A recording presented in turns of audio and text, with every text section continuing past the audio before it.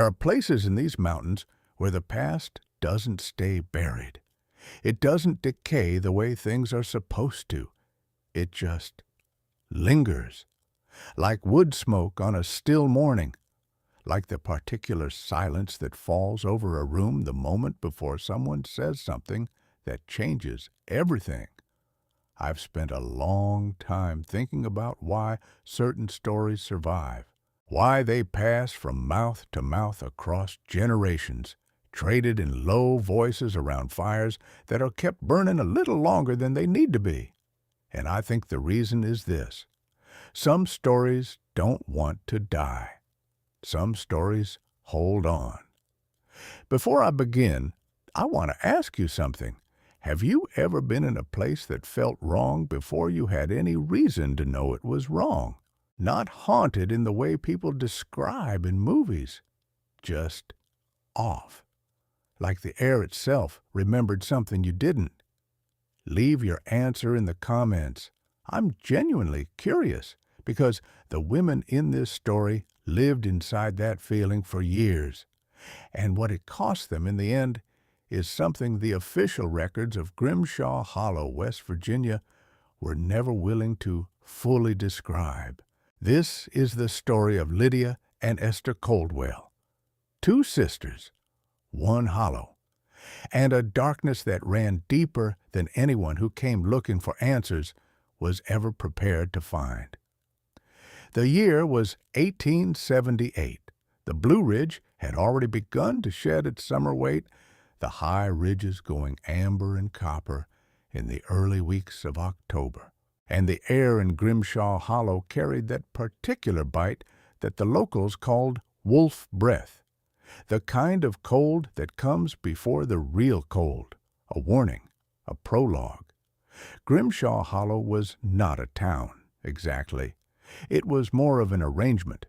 Perhaps 30 households scattered across 3 miles of creek bottom and hillside, connected by paths worn into the earth by 30 years of people walking the same routes without ever thinking to call them roads. There was a mill at the north end, and a dry goods store that doubled as a post exchange, and a church that stood on a bluff above the creek with its windows facing east. The way the old one said windows should always face, so that whatever lived in the dark couldn't look in from behind you while you prayed. The Coldwell land sat at the southern edge of the hollow, where the tree line came down close to the creek, and the shadows arrived an hour earlier than anywhere else. The farm had belonged to their father, Ambrose Coldwell, who had died in the spring of 1876, leaving behind a deed, 200 acres of mostly rocky hillside, a mule named Creston, and a silence inside his daughters that none of the neighbors ever learned how to speak to.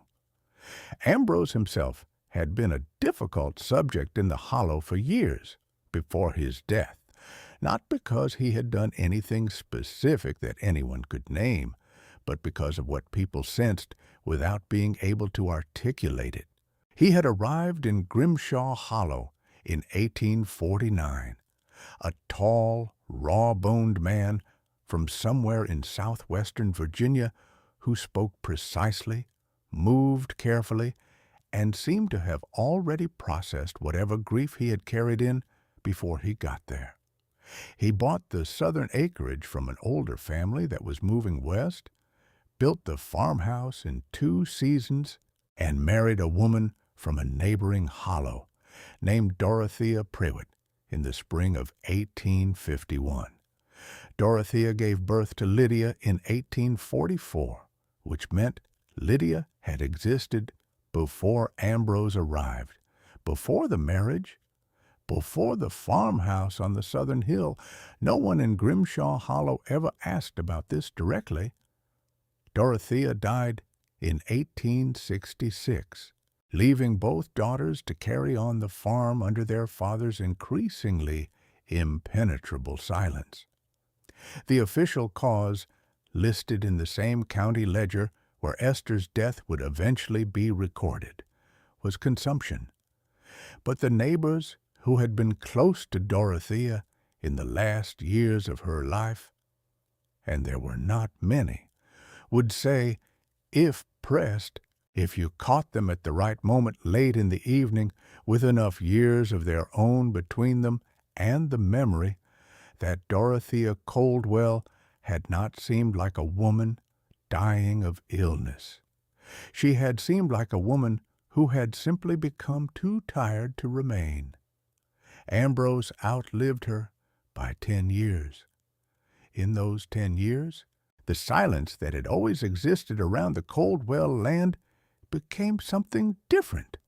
Not dangerous exactly, not violent, just dense.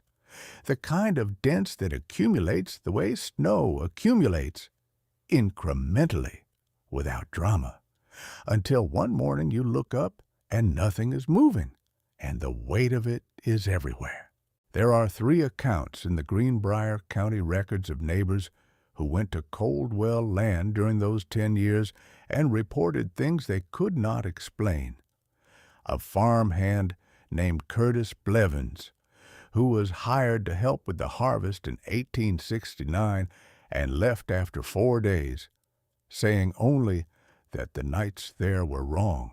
A circuit preacher named Obadiah Marsh, who stopped at the Coldwell farmhouse in the autumn of 1871 while making his rounds, and who wrote in his personal journal, a journal that was donated to a church archive in Lewisburg decades later, that the Coldwell property felt like a place where prayer went sideways, not unanswered. Sideways, like it arrived somewhere, but not where it was directed. And a woman named Myrtle Hutchins, the wife of the dry goods proprietor, who visited Dorothea's grave in the spring of 1874, she had been a friend of Dorothea's in the careful, limited way that friendship worked in that hollow, and who came back to the store that afternoon and told her husband that she had the distinct conviction, standing there among the stones, that the ground was listening, not in the way the ground always listens, in the way that something is listening that has chosen to use the ground as its ear. Elmore Hutchins told her not to speak of it. She didn't, but she didn't go back to the cemetery either. What all of this means about Ambrose Coldwell, about what he was, about what he knew, about what he brought to that hillside and spent 30 years quietly doing with it, this is not something the record will tell you. It will only tell you that 2 of his daughters survived him, and that what they inherited was not only land, it was knowledge, and it was, and this is the word that the oldest families in what remained of Grimshaw Hollow would still use in the 1950s, when the hollow was emptying out and the careful management of which stories got passed on was becoming less important. It was weight, a weight that Lydia and Esther Coldwell carried without complaint, that they had been carrying, in fact, for their entire lives, which is perhaps why, when Harlan Voss arrived with his gray horse and his appraising smile, they recognized immediately what he was, not the name for it. They already knew the name, the type, the shape of what he intended, and they already knew what you did about that shape. Their father had taught them. One way or another, their father had taught them. Lydia was 34 years old when this story begins. She was the elder by 6 years. Tall, angular, with the kind of stillness about her that people either found calming or deeply unsettling, depending on their own temperament. Her hands were work-hardened, the knuckles perpetually swollen from years of cold-weather chores, and she had a habit of pressing them flat against surfaces, tables, door frames, the side of a horse's neck, as if she were reading something through touch that her eyes couldn't catch. Her hair was dark brown, nearly black, and she kept it pinned back with a severity that made her cheekbones look sharper than they were. She didn't speak often, but when she did, people listened, not out of affection necessarily, out of something closer to instinct. Esther was 28. Where Lydia was angular, Esther was soft-featured and quick. Quick to laugh when things were right, quick to go still when they weren't. She had their father's gray eyes and their mother's wide mouth, and she was the one who kept the household records, who traded at the dry goods store, who knew every neighbor's name and their preference and their grief. She was the face of the Coldwell farm. Lydia was its spine. They had never married. In Grimshaw Hollow, this was noted but not discussed directly, the way most significant things in such communities are noted but not discussed directly. There were two ways people explained it to themselves. The first was that the Coldwell land was too poor and too isolated to attract the kind of man either woman could have accepted. The second was older, whispered more quietly, and had to do with the nature of their father's final years and what people thought they'd heard coming from that farmhouse on certain winter nights, before Ambrose Coldwell finally went quiet for good. Neither explanation was entirely wrong. Neither was entirely right. What was true was this: Lydia and Esther Coldwell had built a life together on that hillside that functioned according to its own internal logic, a logic that had very little to do with what Grimshaw Hollow considered normal, and they had been left mostly to it, until the autumn of 1878, until Harlan Voss arrived. Harlan Voss was 41 years old, a land surveyor from Charleston who had been hired by a timber company, the Ralston Lumber and Mineral Company to be precise, to assess the value of undeveloped acreage in the southern sections of Greenbrier County. He rode into Grimshaw Hollow on a gray horse in the second week of October, and he had about him the particular confidence of a man who had spent his career persuading isolated landowners to sign documents they didn't fully understand. He was of medium height, with a neatly trimmed brown beard beginning to go silver at the jaw, and a quality of attention that registered as charm, until you were outside of it long enough to recognize it for what it actually was: appraisal. He was always appraising. Even when he smiled, something behind his eyes was calculating distance. He took a room at the dry goods store. Elmore Hutchins, who ran the place, kept a back room for travelers, and he spent his first 3 days in the hollow making himself agreeable. He ate at the communal suppers that the family still held on Thursday evenings. He admired people's livestock with specific and seemingly genuine attention. He helped Josiah Trent, who was 57 and moved slowly since the sawmill accident the previous summer, carry a load of fence posts from the lower field without being asked. By the end of the third day, Grimshaw Hollow had decided that Harlan Voss was a decent man, which made what came later all the harder to account for. On the fourth day, Voss rode south to the Coldwell land. He had the deed descriptions. He'd been given them in Charleston, along with a map that was accurate enough to tell him the Coldwell acreage sat directly over a seam of coal that the Ralston Company very much wanted access to. His instructions were to acquire the mineral rights, preferably by purchase, if purchase proved difficult, by other means. Lydia met him at the gate. She had been splitting wood in the side yard, and she did not stop when she heard the horse on the path. She finished the piece she was working on, set the maul against the block, and walked to the fence line with wood chips still in her hair and her hands resting loosely at her sides. She listened to everything Harlan Voss said. She did not interrupt. When he was finished, she told him that the Coldwell land was not for sale and that the mineral rights in particular would not be discussed. Then she turned and walked back to the wood pile. Voss stayed at the fence for a moment. Then he smiled, the smile that was an appraisal, and he turned his horse back toward the hollow and rode out the way he'd come. He returned the following day. This time, Esther was in the kitchen garden behind the house, turning the last of the season's soil before the hard frost came to seal it, and Voss came around the side of the house and stood at the edge of the garden and spoke to her for a long time. Esther listened. Her hands kept moving through the soil.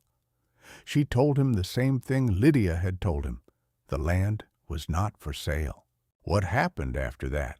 What passed between Harlan Voss and the two Coldwell sisters over the following 3 weeks is the part of this story that the records from Grimshaw Hollow become unreliable, not because the records were lost, because they were altered. The county clerk's ledger for the autumn of 1878 shows 2 entries of note. The first is a deed transfer dated the 23rd of October, signed with a mark that was attributed to Lydia Coldwell, transferring the mineral rights of the Coldwell property to the Ralston Lumber and Mineral Company for the sum of $40. The second is a death notice, dated the 3rd of November, recording the passing of Esther Coldwell, age 28, of a fever of unknown origin. Both entries are written in the same hand, which is unusual because different clerks handle deed transfers and death notices. What the official record does not contain is any account of the 3 weeks between Voss's first arrival and those 2 entries. For that, you have to go to the sources that the county didn't control, and now might be a good time to pause, because I want to ask you something. You who are listening to this right now, have you ever had to make a decision where every choice felt like surrender? Where you could see clearly that something was being taken from you and no one around you had the language to name it? Leave it in the comments. This story is going to ask a lot of you, and I want to make sure you're with me. Also, this story is being brought to you by Behind Dark Tales. If you're listening here on this channel and you're enjoying what you're hearing, please subscribe. It means more than you know. And if you're hearing this somewhere else, on some other channel, that means our content was taken without permission. Please report it for us. We put everything into these stories. Now, back to Grimshaw Hollow. The sources that the county didn't control are the personal letters of a woman named Cora Ashmore. Cora was 31 in October of 1878, the wife of a blacksmith named Tobias Ashmore, and she was the closest thing Lydia and Esther Coldwell had to a friend in Grimshaw Hollow. Not a confidant, exactly.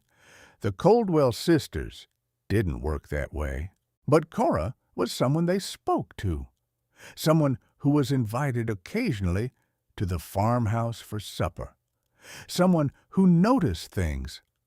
Her letters, written to her sister in Lewisburg over the course of those 3 weeks in October and November, were preserved in a family Bible that eventually made its way to a historical society archive in Marlinton, where a county historian cataloged them in 1941 without fully understanding what they described.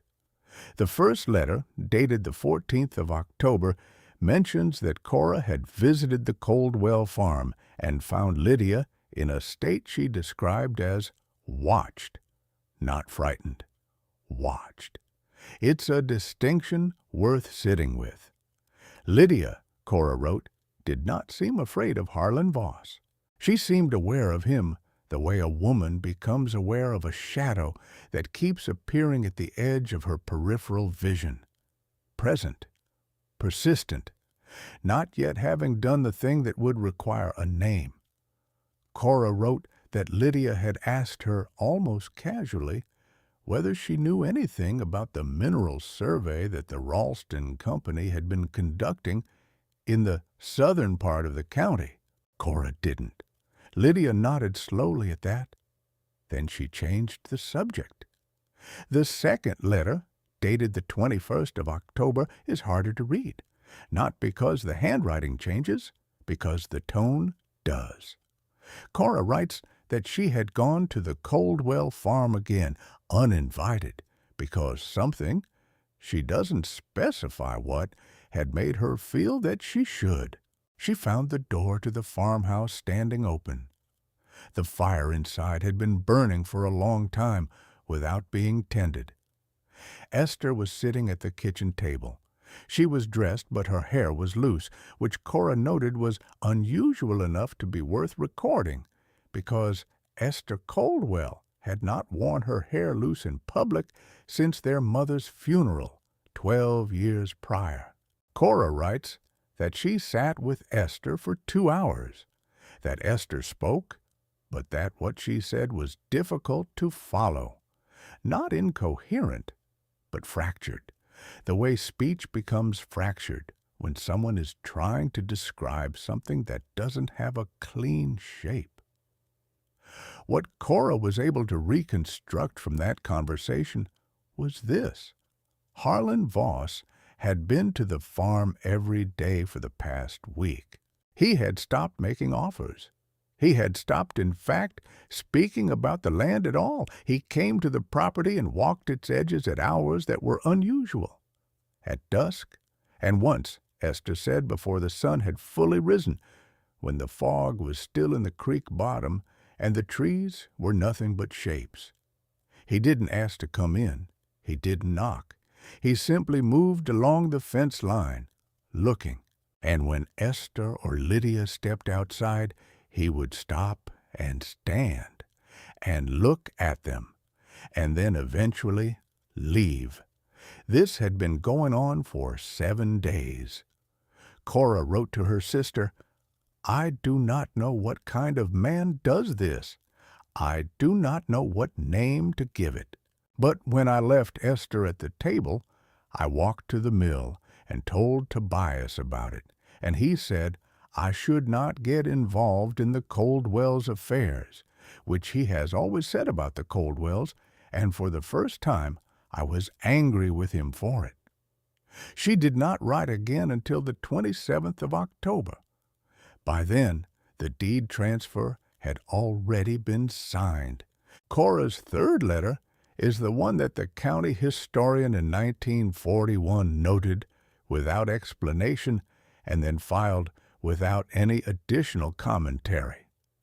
It describes what Cora found when she went to the Coldwell farm on the morning of the 25th of October. She describes arriving at the gate and finding Lydia there, not waiting, not working, standing, facing the path that led down into the hollow, with her arms at her sides and her eyes fixed on the middle distance in the way of someone who has already made a decision and is now simply waiting for the world to catch up to it. Cora writes that she asked Lydia directly what had happened, and Lydia looked at her for a long moment, and then she said, very quietly, "He found a way to make it easier to sign than not to sign." Cora asked what she meant. Lydia said, "He is the kind of man who knows how to stand in the right place, who understands which door to press against and how hard and for how long before the latch gives." Then she said something that Cora recorded and then underlined twice. What he doesn't understand is that a door can still close after it's been forced. Cora didn't know what that meant. She wrote to her sister that she wasn't sure she wanted to know. She was right not to want to know. But I am going to tell you anyway, because this is the part that the official record sealed that the county clerk's double entry tried to erase, and that has survived only in fragments, in the letters, in the testimony of a handful of people who saw things they didn't have language for, in the particular behavior of a hollow that went very quiet about the Coldwell sisters for many, many years afterward. Here is what I believe happened in those 10 days between the signing of the deed and the departure of Harlan Voss, not because I can prove it in the way a court requires proof, but because the fragments, when you lay them beside each other, point in one direction with a consistency that goes beyond coincidence. After Voss obtained the signature, by whatever combination of pressure and threat and manufactured helplessness he had deployed, he made a mistake. He came back. Not immediately. Not the next day. He was careful enough for that. He gave it 4 days. And then on the 4th day, he rode south again toward the Coldwell land. Not to the gate, not in the daylight.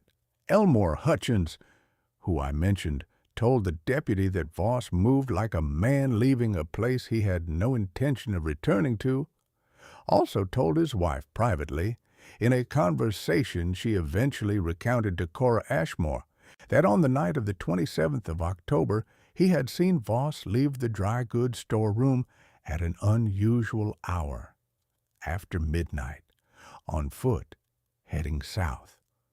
Elmore said he thought nothing of it at first.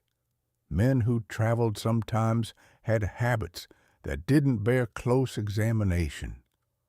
He went back to sleep. But what Elmore had heard before he went to sleep, what he had heard that had made him rise from bed in the first place, was a sound from the direction of the south path. He described it to his wife as something like a voice, but not quite. Something like a door that had been open too long, finally closing. He didn't go outside. He was an old man by then, 59, and wise enough to know that there are moments in the world where you have been given a choice between seeing and not seeing, and that not seeing is sometimes the better choice. He made the better choice. But Voss had not made the better choice. Voss had ridden back to the Coldwell land after dark, and what the 4th letter from Cora tells us, obliquely, carefully, in the language of a woman who is trying to say a true thing without saying it directly, is that when Lydia came to the gate on the 25th of October and spoke those words about the door, she was not speaking abstractly. She was speaking about something that had already occurred, something that had already been set into motion, something that Voss had walked into without understanding that he was walking into it. The Hollow had a woman in those years who served a function that no one named openly but everyone understood. Her name was Sophronia Darkwood. She was 63 years old. She had been born on Coldwell land, or on land adjacent to it, which amounted to the same thing in the way the Hollow calculated adjacency. And she had been in possession of certain knowledge since before most of the people in Grimshaw Hollow had arrived. She was not a healer, exactly, though people came to her when the doctors couldn't or wouldn't come. She was not a midwife, though she had attended births. She was something older than either of those roles, something that the mountain communities had always needed, that had no single word in the language of the new country, but that the people who had come from elsewhere had brought their words for, words they used quietly and only among themselves. Sophronia Darkwood and Lydia Coldwell had known each other for as long as Lydia had been capable of knowing anyone. This fact is not recorded anywhere in the county records. It is recorded in Cora's second letter, the one about finding Esther at the table with her hair loose, where Cora notes almost as an aside, as if it is information too obvious to warrant explanation, that after sitting with Esther for 2 hours, Cora had seen, through the farmhouse window, a figure crossing the south field toward the tree line. She had recognized the figure. She had not written anything more about it. She hadn't needed to. What I believe is this: Voss's nightly walks along the fence line were not only observation. They were, in the way that certain kinds of men understand their own power, a message, a demonstration of presence, of access, of the fact that he could come and go on the edges of the Coldwell world whenever he chose. What he did not know was that his demonstration was being received, that Lydia and Esther were tracking every visit, every hour, every direction, that the information was being passed quietly along channels that Voss had no awareness of and no framework for understanding, and that by the time he pressured the signature out of Lydia, by the time the latch gave, as Lydia put it, something had already been set in motion that his signature on a deed transfer could not stop. Whether Esther's death was part of what was set in motion, whether it was a price willingly paid, a sacrifice in the old country sense of that word, or whether it was something taken that wasn't offered. This is the question that no surviving source answers. Cora doesn't answer it. Lydia never answered it. The undated document in the archive doesn't answer it. But I will tell you that on the night of the 1st of November, the night before Voss collected his belongings and rode north without speaking to anyone, Sophronia Darkwood was seen by 2 separate people walking the south path in the dark, walking toward the Coldwell land, not away from it, toward it, and that on the morning of the 2nd of November she was seen again, walking back, alone, moving in the way of someone who has finished a long piece of work and is carrying the weight of it, but carrying it upright. Neither person who saw her stopped to speak. Neither person recorded what they had seen anywhere official. But both of them independently, in different accounts, separated by decades, described the same detail. They described that her hands, as she walked, were pressed flat against her sides, the way Lydia Coldwell pressed her hands flat against surfaces, as if she were steadying something, as if she were keeping something contained, as if she knew that whatever she was carrying needed to arrive without spilling, because something important needs to be said about the kind of horror that lives in this story. It's not the horror of a thing that comes from outside. It's not a creature in the dark. It's not a ghost exactly, though what happened next has been interpreted that way in the hollow for generations. The horror in this story is the horror of a system, of men who understood that the law was a tool, and that tools could be turned in any direction by the hands that held them, of women who understood this too, and who decided somewhere in those 3 terrible weeks that if the law was a tool, then so was everything else. This is the part that gets dark. This is the part that gets very dark. Stay with me. The death notice in the county ledger records that Esther Coldwell died on the 3rd of November. The cause listed is fever. No physician signed the notice. In 1878, in a hollow like Grimshaw, that was not unusual. The nearest doctor was in Raynell, 14 miles north. and he was 63 years old and did not ride mountain roads in November if he could help it. What is unusual is this. Harlan Voss left Grimshaw Hollow on the 2nd of November. One day before the death notice was recorded, he rode out on his gray horse at mid-morning, past the dry goods store, past the mill, and up the north road toward Lewisburg without speaking to anyone. Elmore Hutchins, who kept the room, said later that Voss had paid for the remainder of his stay in advance, 3 days earlier, and that when he collected his things, he moved the way a man moves when he is leaving a place he has no intention of returning to. Not hurried, not guilty-looking, just done. The question that no one in Grimshaw Hollow would ask out loud, because to ask it out loud would be to stand too close to what it implied, was this. What had Harlan Voss been doing at the Coldwell farm in the final days of October when the daily vigils at the fence line had suddenly, without explanation, stopped? Cora Ashmore's 4th letter, dated the 8th of November, 5 days after the death notice, contains the answer, or the beginning of an answer, or the only answer that was going to survive on paper. She writes that she attended Esther Coldwell's burial, which was a small affair, as the Coldwells had no family in the hollow and few people came.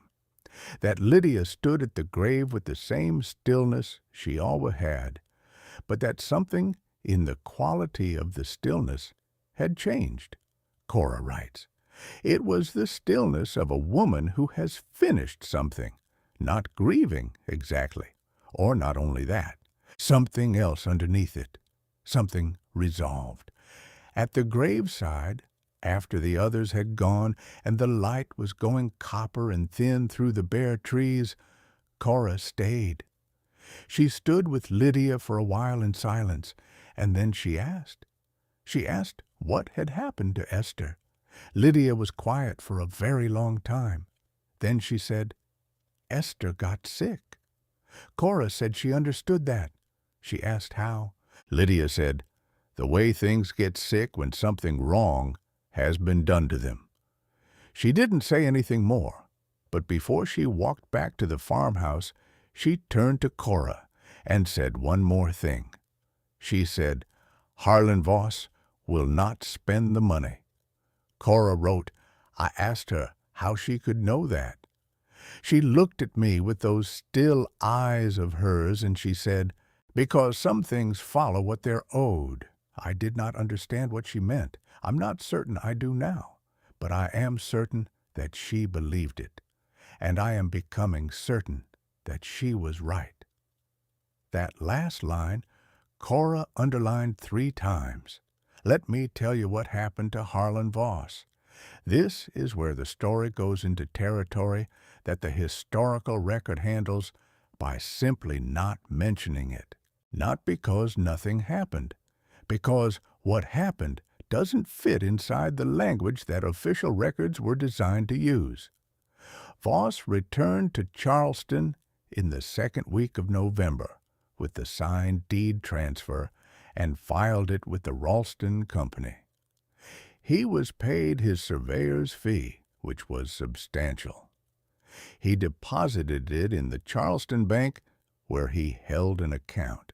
He took a room at a hotel on the south side of the city, and on the morning of the 21st of November, 18 days after Esther Coldwell was buried in the rocky hillside cemetery above Grimshaw Creek, Harlan Voss was found in his hotel room by the housekeeping staff. He was alive.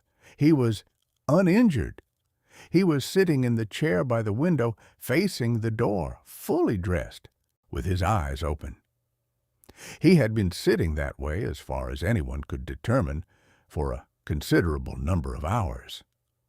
When the staff spoke to him, he turned his head and looked at them. He could follow movement with his eyes. He could eat when food was placed in front of him.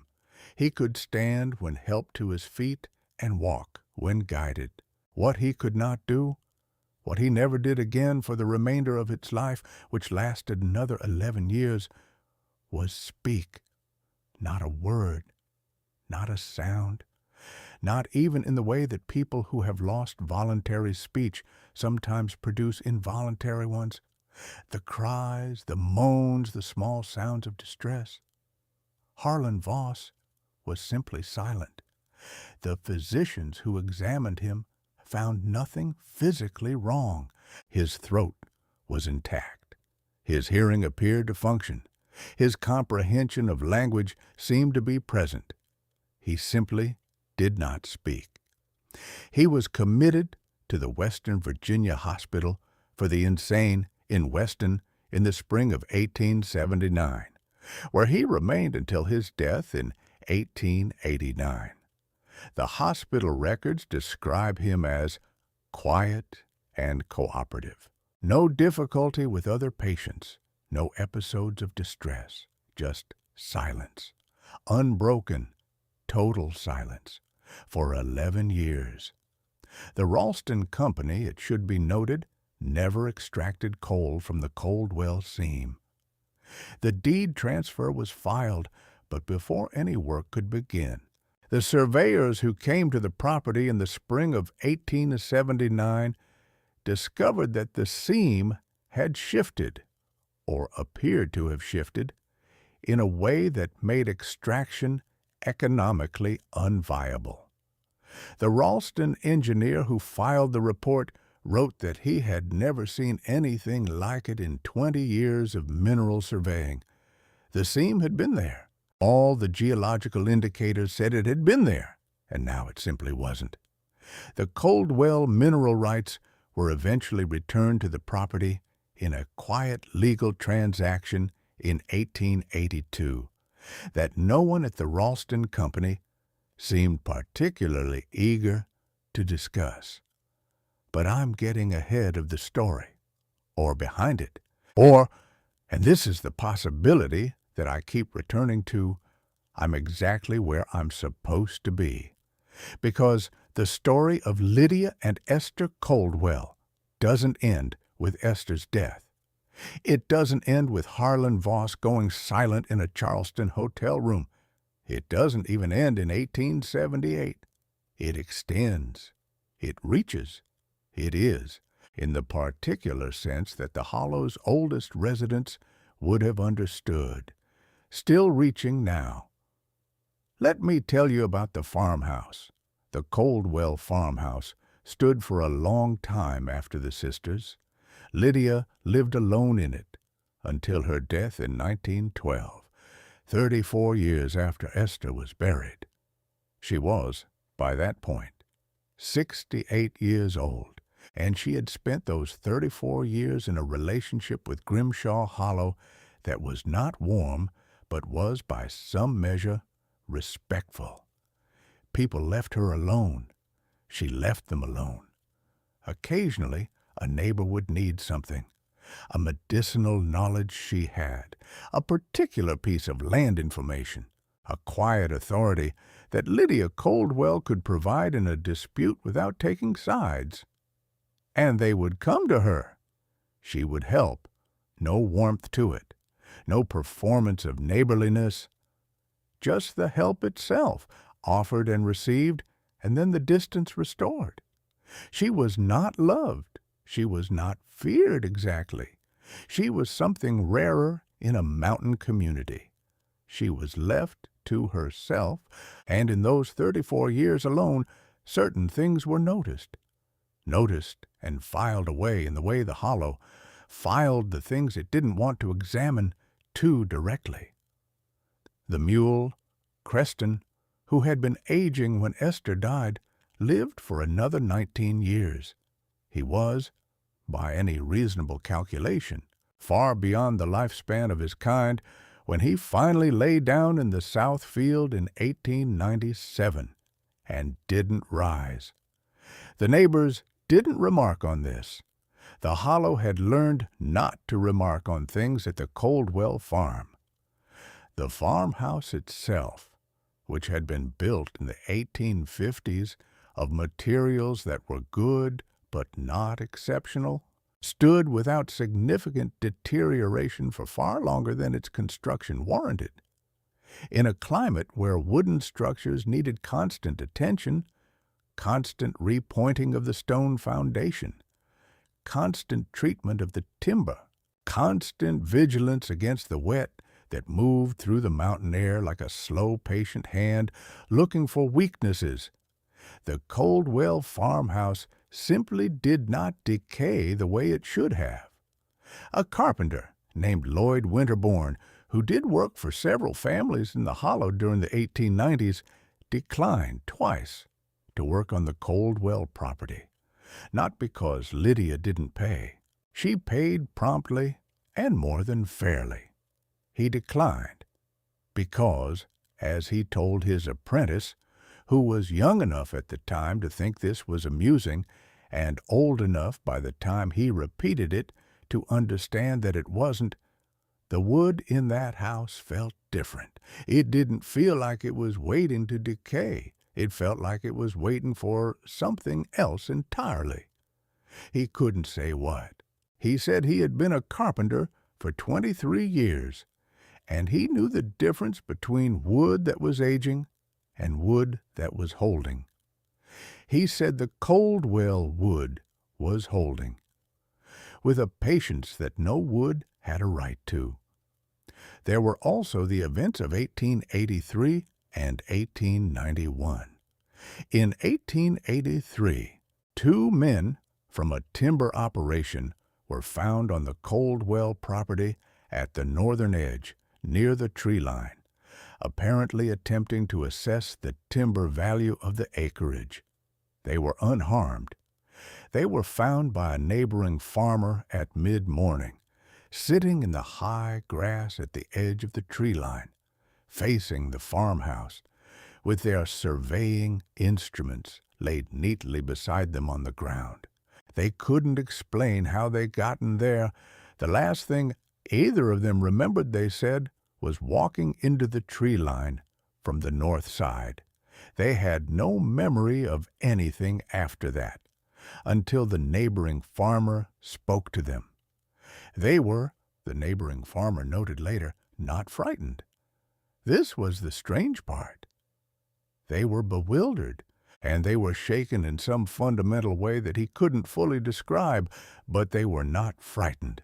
They were returned to their operations camp that afternoon, and neither of them ever came back to Grimshaw Hollow.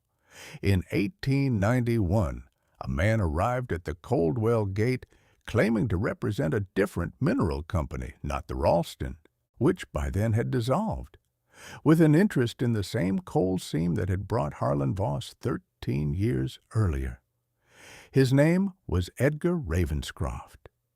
He was 38 years old. He stood at the gate.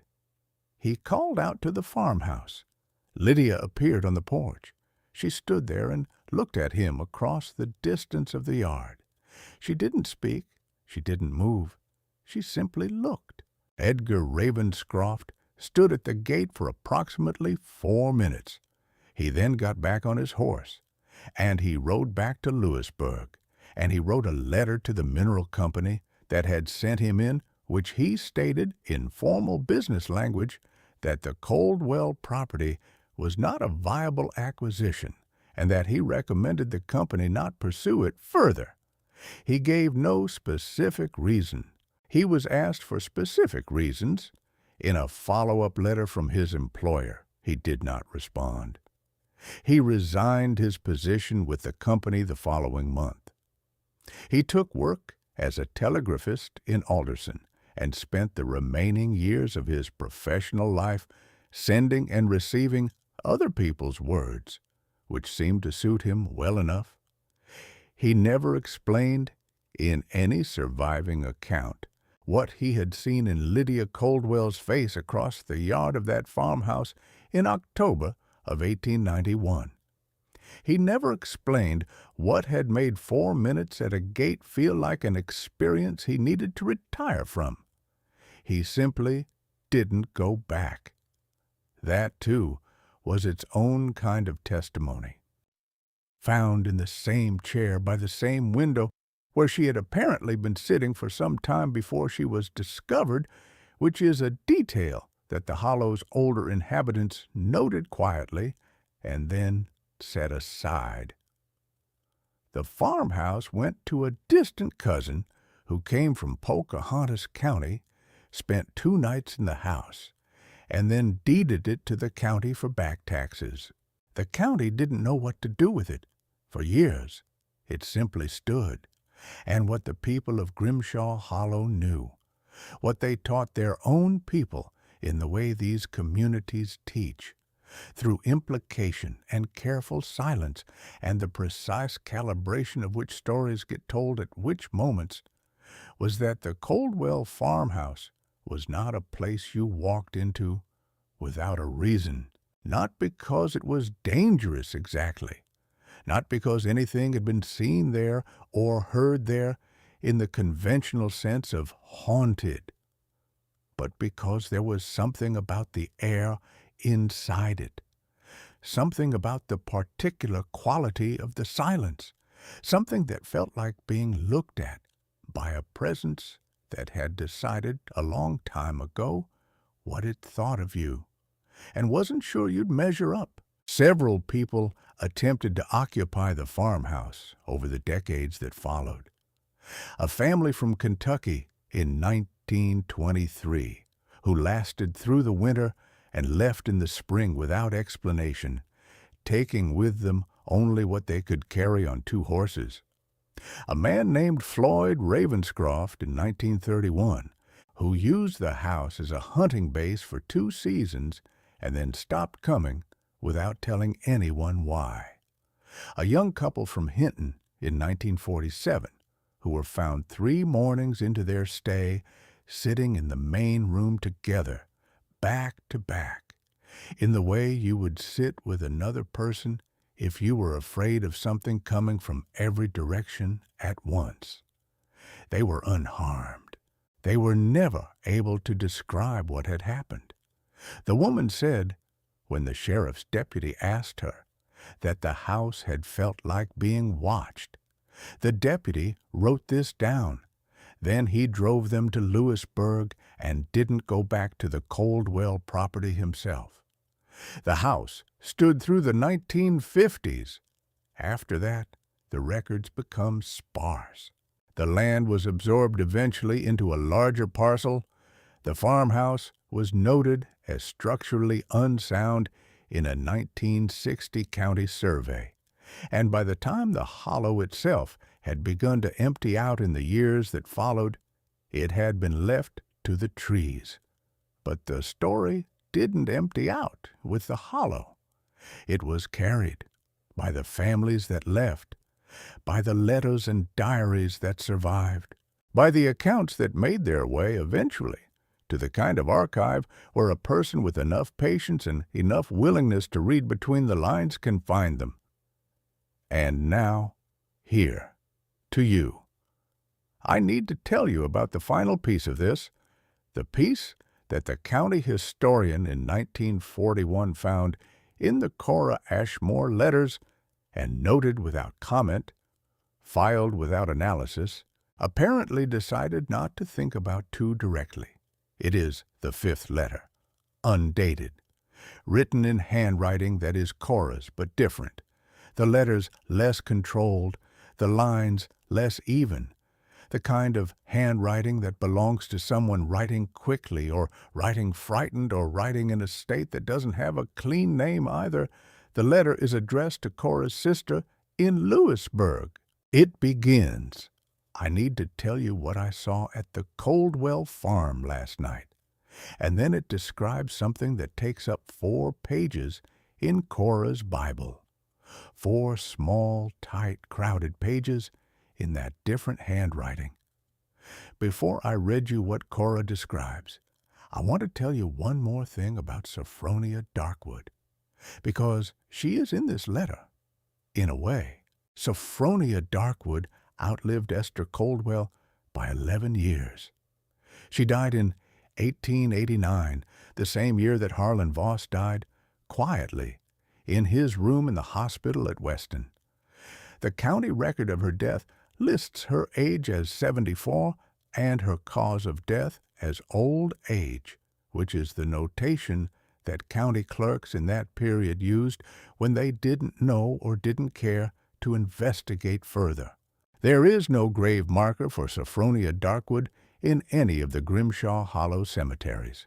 This is not in itself unusual for a woman of her position and means in that era. But it is notable, because Sophronia Darkwood is mentioned by name in at least 4 documents that have survived from the Grimshaw Hollow period, and in each one she is described as a person of standing, of a particular, unofficial kind of standing in the community. People knew her, people sought her out, and no one thought to mark where she was laid. Or perhaps, as the oldest families would have understood, marking was not the point.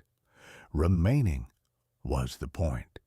And Sophronia Darkwood, by that understanding, had no need of a stone. Now, Cora's letter. Cora writes that she had gone to the farm at dusk. She doesn't say why. She doesn't seem to know exactly why. She writes, "I was drawn there. I don't know how else to say it. I had told Tobias I was going to visit Myrtle Hutchins, and instead I found myself on the south path. It was early December. The trees were bare. The creek was running low and dark. The sky had that quality it gets in early December in the mountains. Not quite dark, not quite light, a particular grayish amber that makes everything look like it's existing at the bottom of still water." She came to the edge of the Coldwell property. She stood at the fence line, and she saw, through the window of the farmhouse, a light. Not the orange flicker of a fire or a lantern, a steady, pale light. The kind of light, she writes, that has no source you can name. She stood at the fence for a long time. She writes that she did not feel afraid. She writes that this, in retrospect, was the strangest part, because she was not someone who was unacquainted with fear. But standing there, looking at that light, she felt something entirely different. She felt, and here the handwriting becomes even more compressed, the words pressed together as if she were trying to reduce the space between them and the truth. She felt that she was being allowed to witness something, permitted, not invited, permitted, as if something inside that farmhouse had weighed the question of whether she deserved to see this and had come down narrowly on the side of yes. She watched for a long time. The light did not move. It did not flicker. But within it, and Cora struggles here, the sentences restart twice before she commits. Within it, she could see 2 shapes, not shapes in the light, shapes of the light, 2 figures, one taller, one shorter, standing together, facing, she writes, toward the window, toward her. She writes, "I know it was them. I know it, the way you know a voice in the dark before a lamp is lit. I could not have said which was which, but it was them together, the way they always were together. And the thing I felt, God forgive me, the thing I felt was not grief for Esther, who I had buried in October, but relief. Relief that they were still there, still together, still on that land, still watching." She walked home. She didn't tell Tobias. She wrote the letter and sealed it and gave it to the post the next morning. She never mentions the farmhouse again in any surviving correspondence, but she lived in Grimshaw Hollow for the rest of her life, 43 more years. And when she died in 1921, her obituary, written by her son-in-law, who was the postmaster by then, noted that she had been a long-time resident of the Hollow, a faithful churchgoer, a devoted wife and mother. And then it noted one more thing, which is unusual in an obituary, which is usually not a place for such observations. It noted that she had never spoken ill of the Coldwell land. In a community where the Coldwell land had become the thing you didn't speak of at all, this was its own kind of statement, its own kind of testimony. Now, I want to come back to something. I want to come back to what Lydia said at the graveside, what she said to Cora after everyone else had gone home. Some things follow what they're owed. I've turned that over a long time.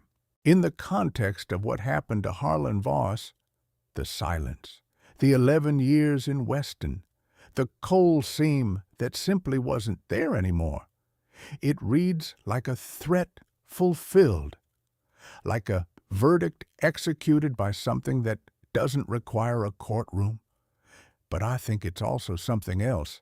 I think Lydia Coldwell was talking about her sister, about what Esther was owed, about the continuing presence Cora saw in the window of that farmhouse in December of 1878, about the particular kind of persistence that belongs to women who are wronged in ways the law will not address. The hollow changed. The people left. The farmhouse fell. But the story didn't stop, because that's what stories do when they belong to women like Lydia and Esther Coldwell. They don't get buried. They don't get filed away in a county clerk's ledger with entries in the same hand. They find their way out, through letters in a Bible, through the particular silence of a man who spent 11 years in a room in Weston not speaking, through the testimony of a woman who looked through a farmhouse window at something she couldn't name and felt, more than anything, relief. Here is the last thing I can tell you. In the Historical Society archive in Marlinton, in the same box as the Cora Ashmore letters, there is a document that was filed without attribution and without a date. It is not a letter. It is approximately 2 pages of dense, careful handwriting on paper that is different from the rest. Thicker, older, the kind of paper that was made to last. The county historian noted it in his 1941 catalog as follows: undated document, handwriting unattributed, contents unclear, possible account of local customs or beliefs, filed with Ashmore letters in error. He said the contents were unclear. I don't believe he found them unclear. I believe he found them very clear indeed, and chose not to say so. What the document describes, in a handwriting that has the particular economy of someone who has learned to put exactly what needs to be on the page and nothing more, is a practice, a specific practice, that certain women in the Appalachian mountains had developed over generations for circumstances where the law was not going to help them. It doesn't name it. It doesn't call it anything. It simply describes it in precise and careful terms the way you would describe any procedure that needed to be performed correctly to achieve its intended result. It describes what to gather, what to do with what you've gathered, what to say, and what, after you have said and done those things, to wait for. The final line of the document reads, "What is taken without permission will be returned. What is silenced will speak in another way. What is lost will remain." After everything, after Esther's grave and Voss's silence, and the coal seam that wasn't there, and the light in the window in December, that last line is the one that stays with me. What is lost will remain. I've been to Grimshaw Hollow, or what's left of it, which isn't much. A few foundations in the trees, the stones of the old mill, a cemetery on the bluff above the creek, the headstones leaning and mossy, the names mostly gone to weather. I went twice. The first time I went in July, because I thought good light and green leaves would make it easier. It didn't make it easier. The hollow in July is dense and close in a way that feels deliberate, the kind of density that isn't about the trees being thick, though they are thick, decades of regrowth reclaiming the old creek bottom, but about the air itself having a quality that you don't find anywhere nearby. The quality of being enclosed, not trapped, enclosed, like being inside something that is aware you are there.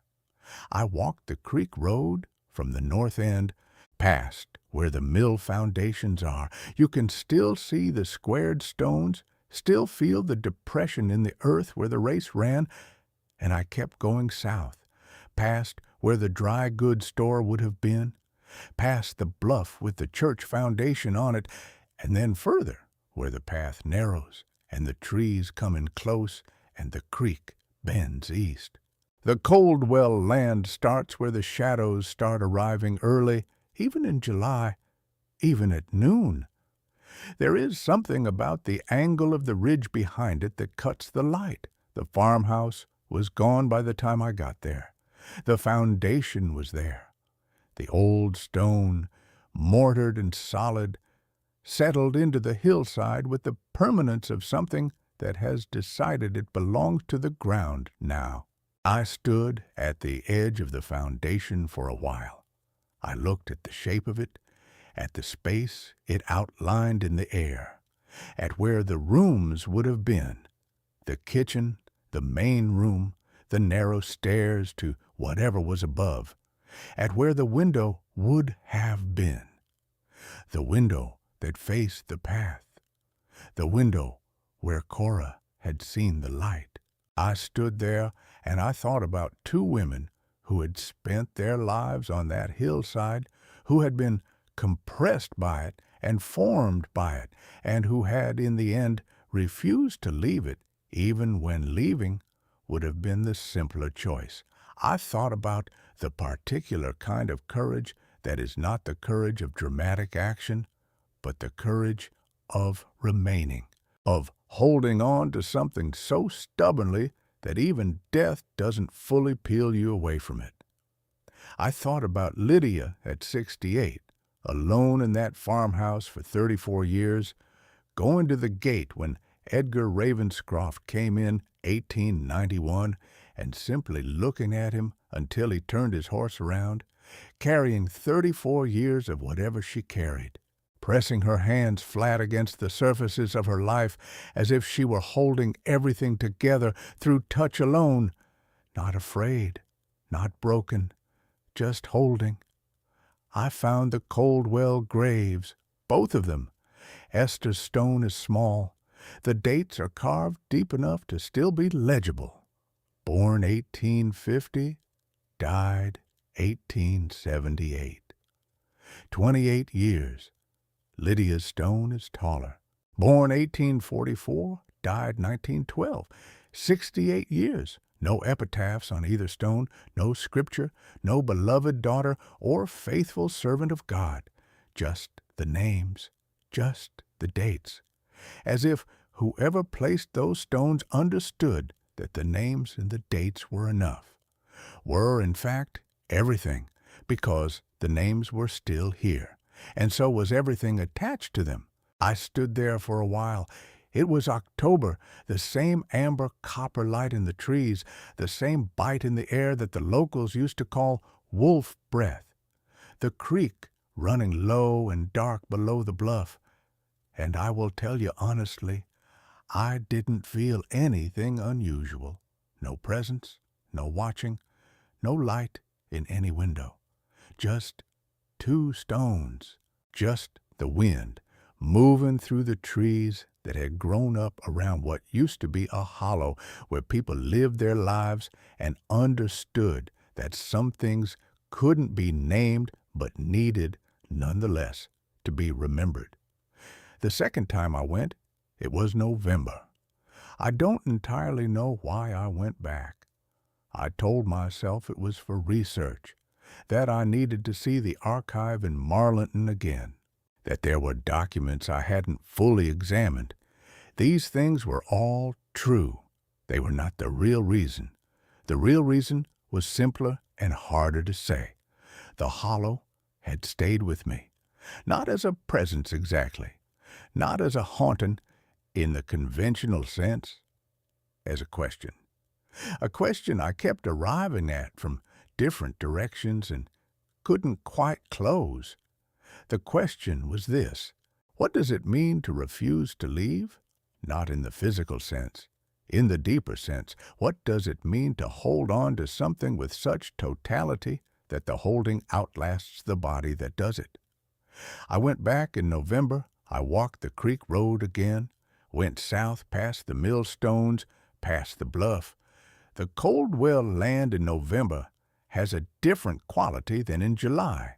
July, it's enclosed. November, it's something else. November, it's patient. It's the patience of something that has been waiting for a very long time and has made peace with continuing to wait. I stood at the foundation again. I stood at the graves again. I stayed until the light started to go. That amber copper November light, thinning by degrees. The wolf breath coming in from the north. And then I turned to go. And I will tell you, when I left the cemetery and walked back to my car on the old creek road, I had the distinct sensation, not fear, not dread, just a noticing that I was being watched from somewhere behind me. Not imagined, not manufactured by the story I've been spending months inside of. A noticing, the particular quality of the air changing behind you the way it changes when someone enters a room. I didn't turn around. I don't know why I didn't turn around.